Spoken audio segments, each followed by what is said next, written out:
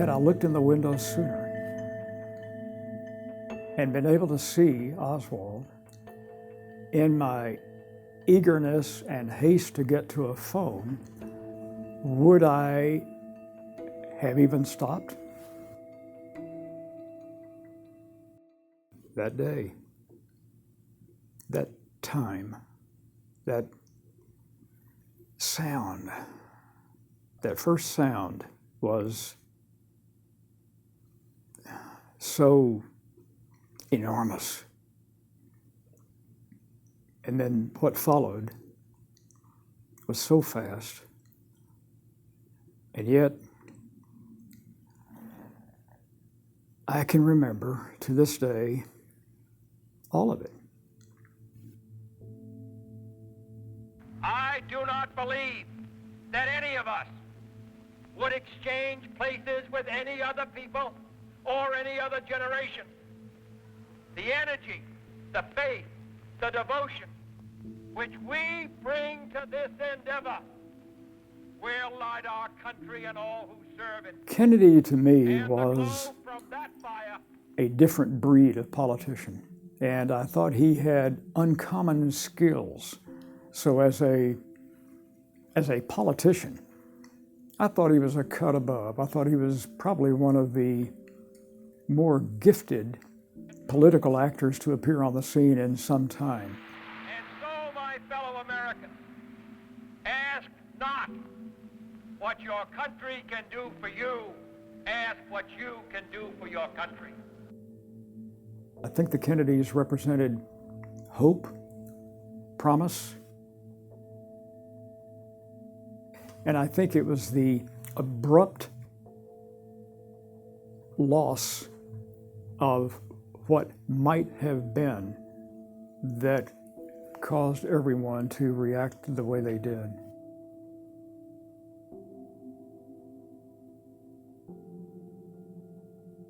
I watched the arrival at Love Field.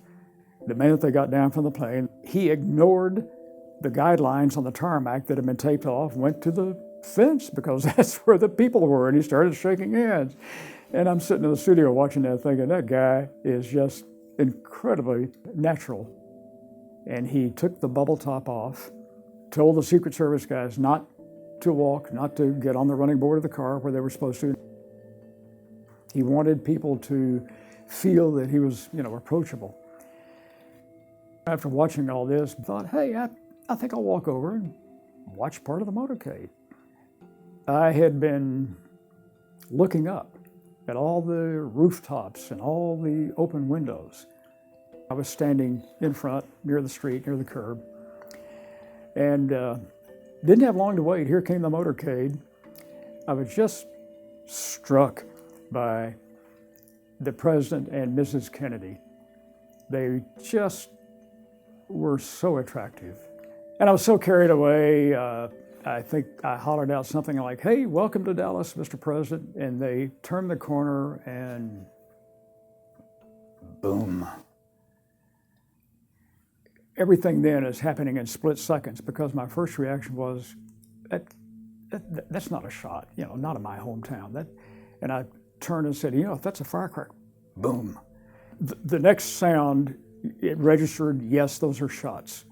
And on the second shot, it was almost a twitch. And Jackie screamed, oh my God, without any interval almost, boom, that third shot. Kennedy then had a violent reaction to that sound. And Jackie started up out of the back seat and was crawling, trying to get over to the back of the car. And that's when this Secret Service guy ran right in front and came over the left rear fender of the limo, and he pushed them down and started screaming, go, go, go. On the third shot, everyone sort of scattered towards the triple underpass. When it penetrates your consciousness that is a shot, and you realize they're not just shooting at another human being, but, the president. it's a sense of total unreality. This can't be happening. Not here. Immediately afterwards, I saw this, and I've got to report it. I've got to get to a phone. The only thing I could think of would be in the depository building. At first, I ran across the street, and I'd seen this young couple over there, and they had gone to the ground, and I stopped and said, "Are you okay?" And he rolled over, and he looked up, and he said, "Yeah, but they got the president. They blew the side of his head in." Ran down the sidewalk and up the steps to the door of the depository building. And there was a guy standing in the doorway. The door was sort of half open. And I ran up and asked where a phone was. And he jerked his thumb and he said, "In there." I brushed by him and grabbed the only phone in the lobby and called into the station. I looked around, and I'm the only one there, the only one on a phone. So I just stayed and then would turn around and watch and listen to what was going on, which was chaos. They had found the shell casings on the 6th floor. Then a guy came down holding the rifle. They had found the actual spot from where it had been fired.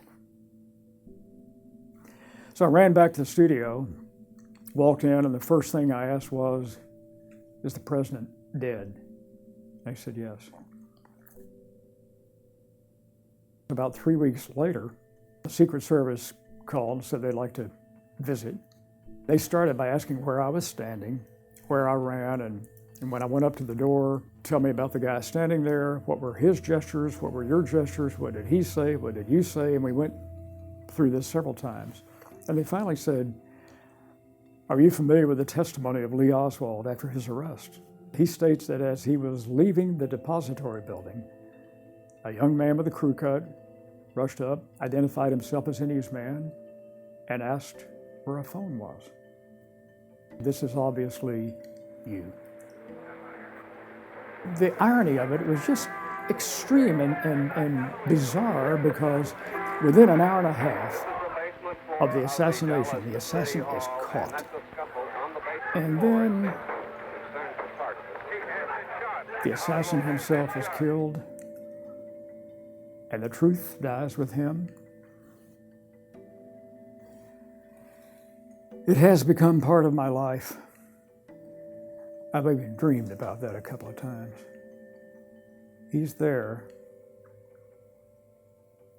and I'm in a hurry, but I stop